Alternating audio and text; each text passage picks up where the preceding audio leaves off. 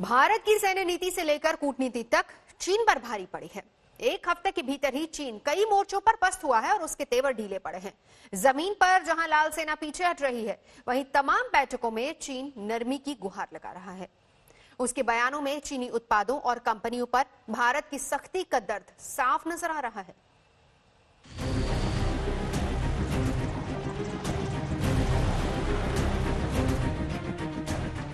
पूर्वी लद्दाख के कुछ इलाकों में चीन की हिमाकत का भारत ने जिस मजबूती के साथ जवाब दिया है, उसके बाद से चीन के सुर नरम पड़ गए हैं।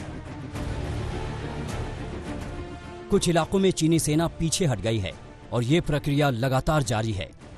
गोगरा और गलवान के बाद पैंगोंग में भी चीनी सेना के पीछे हटने का सिलसिला शुरू हो चुका है। चीन की अकड़ ढीली पड़ी। कई इलाकों से लाल सेना के कदम पीछे। एलएसी पर हालात भारत के काबू में।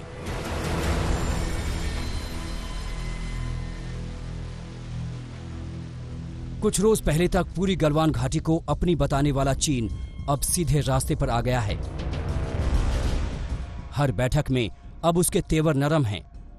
15 जून को हुई खूनी झड़प के बाद बिगड़े माहौल को शांत करने की दिशा में अब चीन तेजी से अपनी गलतियों को सुधार रहा है। इसकी झलक शुक्रवार को सीमा मामलों पर परामर्श एवं समन्वय के लिए कार्यप्रणाली की 16वीं बैठक में भी दिखी।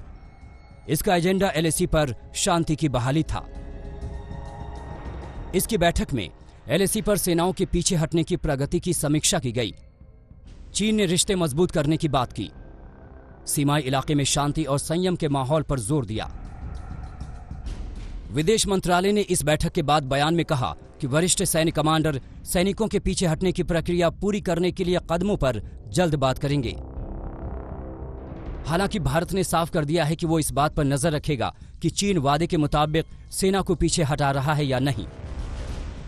सेना की मुकम्मल तैयारी के साथ चीन पर आर्थिक चोट भी करारी पड़ी है। इसकी झलक चीनी राजदूत सन विडोंग के एक बयान में भी दिखी, जो चीनी प्रोडक्ट्स को लेकर डैमेज कंट्रोल करते दिखे। शुक्रवार को उन्होंने 3 सुझाव दिए। भारत और चीन को पार्टनर होना चाहिए, न कि प्रतिस्पर्धी। शांति की चाह रखनी चाहिए, न कि संघर्ष की। पारस्परिक हित के कदम उठाने चाहिए।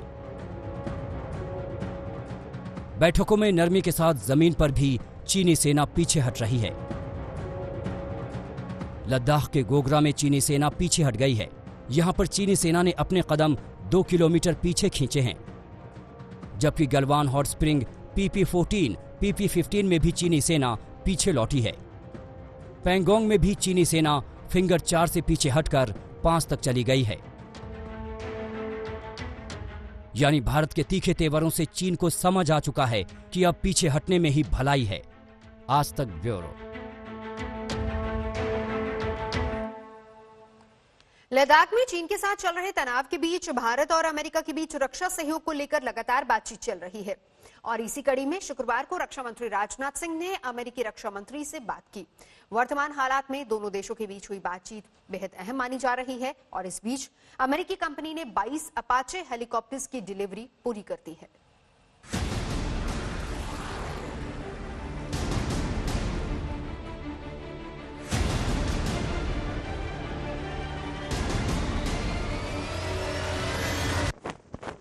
लद्दाख में ड्रैगन ने आग उगली तो भारत ने भी मुंहतोड़ जवाब दिया। आर्थिक, सामरिक और कूटनीतिक हर मोर्चे पर ड्रैगन को भारत ने मात दी है। ड्रैगन के साथ इस जंग में अमेरिका हर कदम पर भारत के साथ खड़ा नजर आया। भारत चीन सीमा तनाव के बीच लगातार अमेरिका के साथ सामरिक मसलों पर भारत की बातचीत चल रही है। शुक्रवार को एक बार फिर रक्षा मंत्री राजनाथ सिंह ने अमेरिका के रक्षा मंत्री मार्क टी एस्पर के साथ फोन पर बातचीत की। दोनों देशों के बीच पूर्वी लद्दाख में भारत चीन सीमा विवाद पर बातचीत हुई। द्विपक्षीय रक्षा और सुरक्षा सहयोग को और मजबूत करने के तौर तरीकों पर भी बात की गई। दोनों देशों के रक्षा मंत्री नियमित तौर पर एक दूसरे के संपर्क में रहे हैं। भारत चीन सीमा विवाद के बीच अमेरिका खुलकर भारत का समर्थन करता आया है। जून में गलवान में हुई हिंसक झड़प को लेकर भी अमेरिका ने भारत की कार्रवाई का समर्थन किया था। विदेश मंत्री पोम्पियो ने साफ कहा कि चीन के आक्रामक रुख का हिंदुस्तान ने दो टूक जवाब दिया था। भारत चीन के बीच जारी तनाव के बीच अमेरिकी कंपनी बोइंग ने भारतीय वायुसेना के सभी 22 अपाचे हेलीकॉप्टर्स की डिलीवरी पूरी कर दी है। भारत के 5 अपाचे हेलीकॉप्टर्स की आखिरी खेप जून के आखिरी हफ्ते में हिंडन एयरफोर्स स्टेशन पहुंचा दी गई।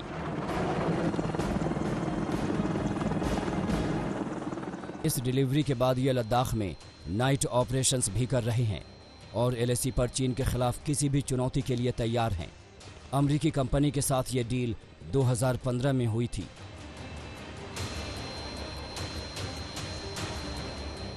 इस बीच कांग्रेस ने एक बार फिर मोदी सरकार पर निशाना साधा है। राहुल गांधी ने ट्वीट करके पूछा कि केंद्र सरकार हिंदुस्तान को बताए कि भारतीय सीमा में चीन की घुसपैठ रोकने के लिए क्या कदम उठाए गए हैं। इसके साथ ही अब तक चीन द्वारा की गई घुसपैठ और अतिक्रमण संबंधी तथ्यों की जांच की इजाजत भी दी जाए।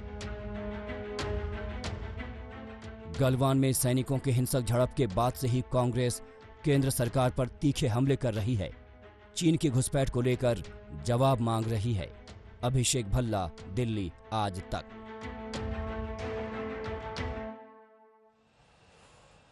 यूपी में एक बार शुक्रवार की रात से लॉकडाउन लागू कर दिया गया है दोबारा से, और कल रात 10 बजे से लेकर 13 जुलाई की सुबह 5 बजे तक उत्तर प्रदेश में संपूर्ण लॉकडाउन होगा। कोरोना की रोकथाम की कोशिश के तहत मुख्य सचिव राजेंद्र तिवारी ने ये आदेश जारी किया है और इस दौरान शहरी और ग्रामीण इलाकों के बाजार, हाट, गल्ला मंडी और कार्यालय सब बंद रहेंगे। आवश्यक सेवाओं पर किसी भी तरह की कोई रोक नहीं रहेगी। अस्पताल और जरूरी सामान की दुकानें खुली रहेंगी और साथ ही साथ मंदिरों को भी खोलने की इजाजत दी गई है। ये तस्वीरें आपको दिखा रहे हैं लॉकडाउन की तस्वीरें, जहां पर सख्ती से लॉकडाउन का पालन किया जा रहा है। सबसे ज्यादा जो सख्ती दिल्ली नोएडा बॉर्डर पर है, यानी कोई भी अगर दिल्ली से उत्तर प्रदेश एंटर होता है, चाहे नोएडा या फिर गाजियाबाद NH-24 की तरफ से, तो गहन चेकिंग वहां पर हो रही है।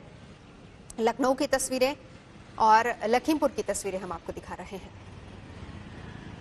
सुशांत हमारे सहयोगी दिल्ली नोएडा बॉर्डर से इस वक्त जुड़ चुके हैं। सुशांत, अभी की तस्वीर क्या है सुबह सुबह की, क्योंकि हालांकि वीकेंड है लेकिन फिर भी बहुत सारे ऐसे लोग हैं जो कि दिल्ली से नोएडा आते हैं।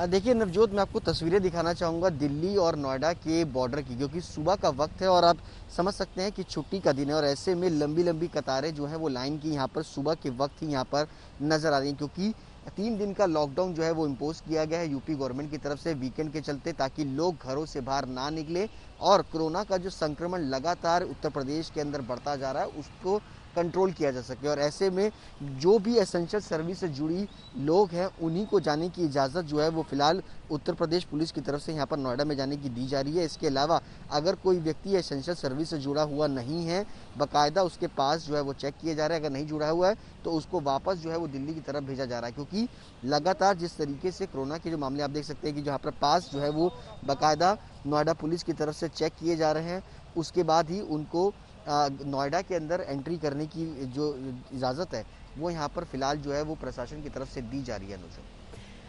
बिल्कुल, लेकिन अब बड़ी बात ये भी है, अब जैसा कि वीकेंड है, हालांकि ट्रैफिक बहुत कम होगा, लेकिन ऐसे में क्या किसी तरह की और गाइडलाइंस भी हैं जिसका पालन करवाया जा रहा है वो लोग जो कि नोएडा की जो दिल्ली की तरफ से नोएडा एंटर हो रहे हैं?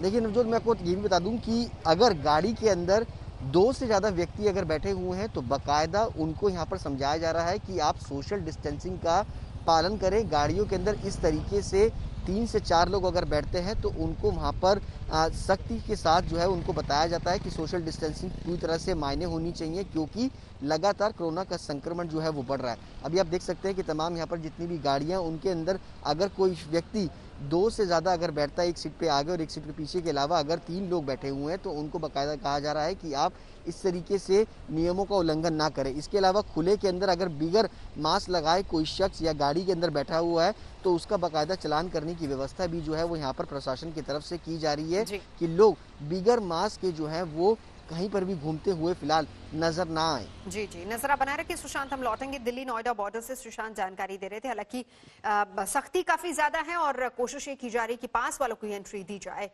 आगे बढ़ेंगे। दिल्ली और मुंबई में कोरोना की बेकाबू रफ्तार अब खौफ पैदा करने लगी है। महाराष्ट्र अब भी सबसे ज्यादा कोरोना प्रभावित राज्यों में से पहले नंबर पर है। देश में भी कोरोना के मरीजों की संख्या 7,93,000 के पार पहुंच चुकी है, जबकि मौत का आंकड़ा बढ़कर 21,600 के पार पहुंचा है।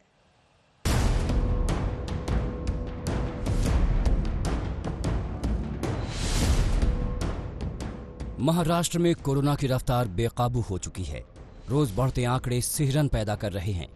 तमाम उपायों के बावजूद वायरस का संक्रमण काबू में नहीं आ रहा।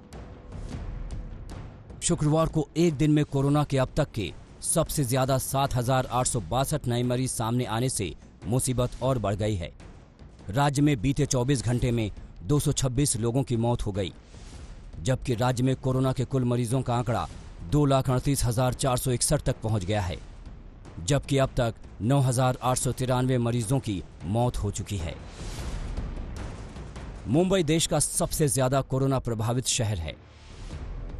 यहां कोरोना मरीजों का कुल आंकड़ा बढ़कर 90,461 तक जा पहुंचा है, जबकि वायरस से कुल 5,205 मरीजों की मौत हो चुकी है। पुणे में कोरोना तेजी से फैल रहा है, लिहाजा सरकार ने सोमवार से शहर में लॉकडाउन लगाने का फैसला किया है।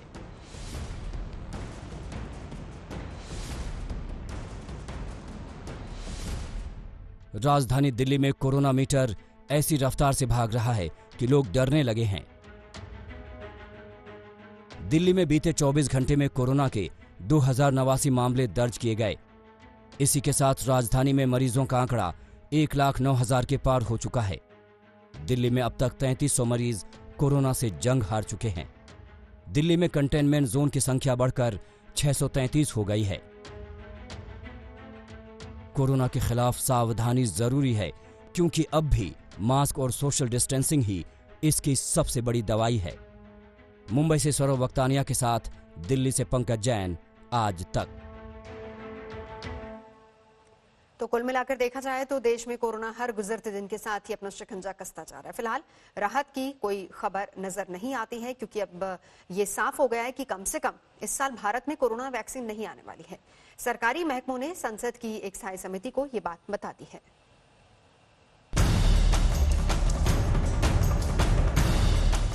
कोरोना वायरस से हलकान देश और दुनिया के लिए इस वक्त सबसे बड़ा सवाल यही है कि आखिर कोरोना की वैक्सीन कब तक तैयार हो जाएगी।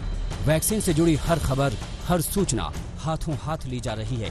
सबकी निगाहें एक अदद वैक्सीन पर टिकी हैं, क्योंकि मानवता के लिए खतरा बन चुका ये वायरस अब तक काबू आता नहीं दिख रहा। भारत में तेज रफ्तार के साथ वैक्सीन पर काम हो रहा है, लेकिन इन सब के बीच ये खबर उम्मीदों के लिहाज से थोड़ी निराशा देने वाली हो सकती है कि कम से कम इस साल कोरोना की वैक्सीन आने की उम्मीद बेहद कम है।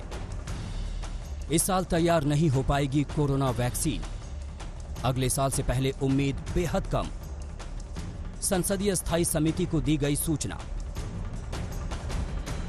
जी हां, सरकार के जिम्मेदार महकमों मसलन विज्ञान एवं प्रौद्योगिकी विभाग, जैव प्रौद्योगिकी विभाग और वैज्ञानिक एवं औद्योगिक अनुसंधान परिषद यानी CSIR के अलावा सरकार के प्रमुख वैज्ञानिक सलाहकार की तरफ से संसद की स्थायी समिति को जो सूचना दी गई, उसके मुताबिक कोरोना का टीका इस साल तैयार नहीं हो पाएगा।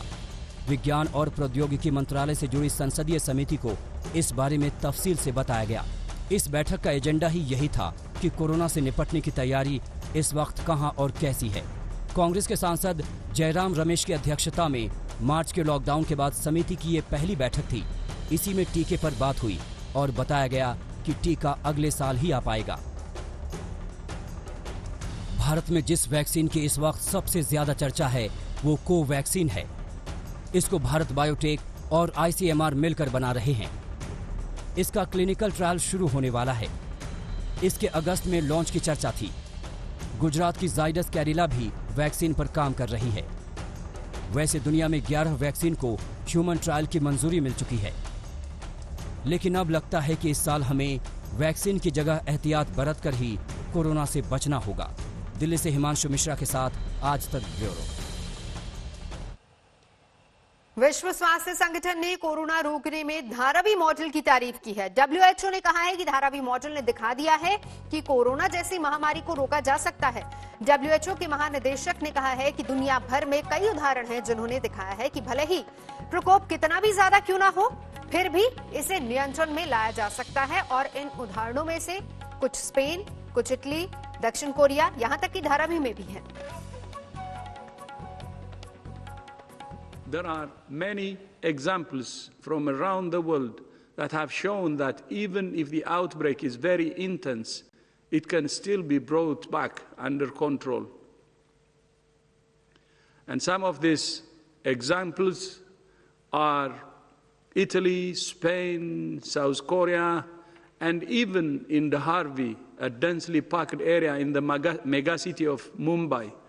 There are many examples from around the world that have shown that even if the outbreak is very intense, it can still be brought back under control. And some of these examples are Italy, Spain, South Korea, and even in the Harvey, a densely packed area in the megacity of Mumbai. आज की सुबह कानपुर के बिकरू गांव के लिए उम्मीद की नई किरण लेकर आई है, जहां खौफ नहीं है, किसी का डर नहीं है। जिस आतंक के साए में वो कई सालों से जी रहे थे, उस अपराध के विकास का अंत हो चुका है। परिवार भी यही मानता है कि जिस रास्ते पर विकास चल रहा था, उसका अंत ऐसे ही होना था। ये बताइए, आपके पति ने गलती की थी, मानती हैं आप कि आपका पति हत्यारा था? उसके साथ सही हुआ? सही हुआ?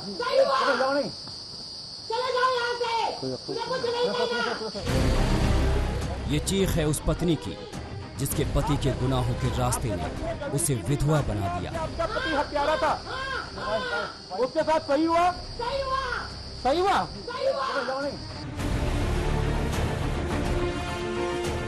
जिस बंदूक के बल पर वो राज करता था, उसकी एक गोली ने उसे हमेशा के लिए सुला दिया। हाँ तो ठीक किया, कहते तो हैं। हाँ, मुख्यमंत्री का ये कर्तव्य, अगर हर आदमी की रक्षा नहीं, वो तो सरकार का अंग ही है। तो मान लो जब तुम दीवार में सर दे मारोगे तो सर फूटेगा, दीवार थोड़ा गिरेगी। इस बात को वो सोच नहीं सका।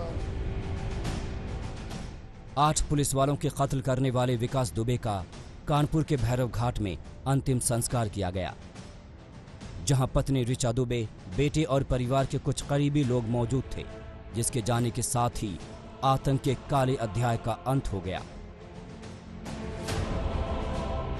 एसटीएफ ने जो बयान जारी किया है, उसके मुताबिक उज्जैन से कानपुर आ रही विकास की गाड़ी के रास्ते में भैंस और गाय आ गई, जिसके बाद गाड़ी का बैलेंस बिगड़ा। विकास जिस गाड़ी में था वो पलट गई और गाड़ी में सवार पुलिस वाले घायल हो गए। इस बीच विकास ने पुलिस की गन छीनी और वहां से भागने की कोशिश की। पुलिस ने विकास का पीछा किया तो विकास ने पुलिस पर फायरिंग कर दी, जिसके बाद पुलिस ने पलटवार किया और विकास दुबे एनकाउंटर में मारा गया। कानपुर में विकास के पोस्टमार्टम में 3 गोलियां लगने की पुष्टि हुई। 2 गोलियां सीने में और 1 गोली कमर में लगी। ये सारी गोलियां विकास के शरीर के आर पार निकल गईं और ज्यादा खून बहने को मौत की वजह बताया गया। कितने घंटे चला? 1.5 घंटा करीब। तो ये रिपोर्ट अब किसको देंगे लगता? पुलिस को हैंडओवर होगा। पुलिस के तो ये बता सकते हैं कि गोलियां कहां से चली है, उसके चोट और कुछ नहीं? पुलिस से आप केवल गोलियां लगी है, चोट भी है? पुलिस से जवाब क्या घंटे चला चाहिए? बताया ना आपको, लगभग 1.5 घंटा। एसटीएफ के इस एनकाउंटर पर विपक्ष सरकार पर सवाल खड़े कर रहा है। मायावती से लेकर कांग्रेस ने मामले की निष्पक्ष जांच की मांग की है। वहीं एसपी ने एनकाउंटर को लेकर हाईकोर्ट में अपील की है। पुलिस की मंशा पहले से ही क्लियर थी और स्थिति साफ थी कि पुलिस उसे पकड़ेगी, और ये एक बहुत बड़ा षड्यंत्र है, ये एक बहुत बड़ा गिरोहबंद अपराध था और अपराधी था। इसके पीछे ऐसे अदृश्य लोगों की शक्तियां जुड़ी हुई थी कि जो सरकार में बड़े, उनका जो कद है वो बहुत बड़ा है और बड़ी बड़ी कुर्सियों पर बैठे हुए हैं। इसको लेके हमने याचिका दायर करी है और बहुत ही जल्द इसमें सुनवाई होगी। विकास दुबे से एक सबक भी सीखना पड़ेगा। हमारे देश के नौजवानों को कि धन और सत्ता के मद में इस हद तक नहीं जाना जैसा कि विकास दुबे हो गया था। ये एक सबक है विकास दुबे के पूरे आरंभ से अंत तक का। बाकी तो मेरा ये कहना है कि हमारी सरकार है, हमारी सरकार अलर्ट है। उधर विकास की मौत के बाद उसके गांव में खुशी का जश्न मनाया गया। कई सालों से आतंक के साए में जी रहे गांव वालों ने मिठाइयां बांटी। सारा समाज, सारा क्षेत्र बहुत प्रसन्न है। उसको ये महसूस हो रहा है कि जैसे हम आज स्वतंत्र हो गए, वो ऐसा उसको महसूस हो रहा है। और एक विकास युग का अंत हो गया, एक आतंक युग का अंत हो गया और शांति युग का प्रारंभ हो गया। पुलिस ने जहां विकास को मारकर 8 जवानों की शहादत का बदला लिया, तो वहीं विकास दुबे की मौत के साथ ही आतंक के एक युग का अंत हो गया। कानपुर से हिमांशु मिश्रा, शिवेंद्र श्रीवास्तव, नीलांशु शुक्ला, रंजय सिंह के साथ अरविंद ओझा, आज तक। विकास दुबे का सफाया करने के साथ ही यूपी में अपराधियों का ऑपरेशन क्लीन शुरू हो गया है। अपराधियों की लिस्ट में टॉप 5 में कौन कौन से चेहरे हैं, ये हम आज आपको दिखाएंगे। जेल में बंद मुख्तार अंसारी और उसके शार्प शूटर से लेकर अतीक अहमद और खान मुबारक पर योगी सरकार ने सख्त एक्शन लेना शुरू कर दिया है। ये रिपोर्ट देखिए।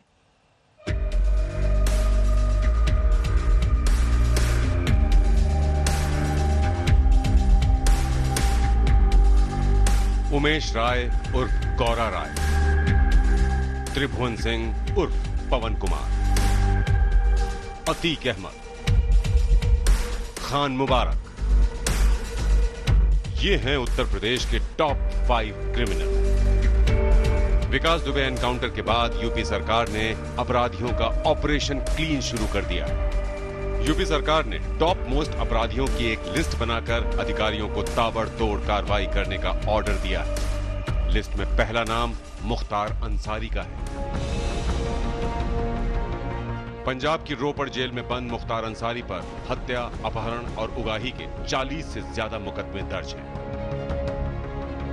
अपराधियों की लिस्ट में दूसरे नंबर पर है उमेश राय उर्फ गौरा राय, जो मुख्तार अंसारी का शार्प शूटर है। ये इस वक्त रामपुर की जेल में बंद है। उत्तर प्रदेश में अपराध की दुनिया का तीसरा नाम है त्रिभुवन सिंह उर्फ पवन कुमार, जो मिर्जापुर जेल में बंद है। उत्तर प्रदेश के अपराधियों की लिस्ट में चौथे नंबर पर अतीक अहमद है, जो इस वक्त गुजरात की साबरमती जेल में बंद है। अतीक पर कुल 109 केस दर्ज है।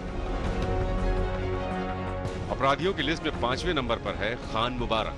ये लखनऊ जेल में बंद है और पहले छोटा राजन गैंग से जुड़ा था। सरकार के ऑपरेशन क्लीन का ये पहला दौर है, लेकिन बबलू श्रीवास्तव से लेकर सुभाष ठाकुर और ब्रिजेश सिंह तक तमाम अपराधियों का हिसाब अब होने वाला है। शिवेंद्र श्रीवास्तव, कानपुर, आज तक। मुंबई से एक बड़ी खबर आ रही, बता दें बोरीवली में शॉपिंग सेंटर में आग लगी है। बोरीवली वेस्ट इलाके में शॉपिंग सेंटर में ये आग लगी है। फायर ब्रिगेड की 14 गाड़ियां मौके पर मौजूद हैं। आग बुझाने की लगातार कोशिश की जा रही है और इस शॉपिंग सेंटर में ज्यादातर मोबाइल की ही दुकानें हैं। 2 दुकानों से आग की शुरुआत हुई है। मुस्तफा शेख हमारे सहयोगी इस वक्त जुड़ चुके हैं। 14 गाड़ियां मुस्तफा मौके पर, हम अंदाजा लगा सकते हैं कि आग कितनी भयानक होगी। क्या हालत है वहां पर अभी? बिल्कुल, आप कह सकती हैं कि शॉपिंग सेंटर जो कि लॉकडाउन से बंद है, ऐसे शॉपिंग सेंटर में आग लगना, जो कारोबारियों का सामान, मोबाइल का और बाकी चीजों की वहां पे जो दुकानें हैं उनमें भारी नुकसान हुआ, ऐसा समझ के हम चल सकते हैं। जब सुबह में 6 बजे के करीब ये आग लगी थी तब तो ग्राउंड फ्लोर पर थी, लेकिन अब आगे ऊपर के मालों पर, पहले माले पर ये आग फैल चुकी है, ऐसा मुंबई फायर ब्रिगेड का कहना है। और इस आग को जल्द से जल्द रोकने की कोशिश की जा रही है और अंदर से आप कह सकते हैं आग बुझाने की फायर फाइटिंग सिस्टम की मदद ली जा रही है। तो एक तरह से भारी कारोबारी नुकसान आग में उन लोग हो सकता है जिनकी दुकानें शॉपिंग सेंटर के अंदर। नजर बनाए रखिए मुस्तफा।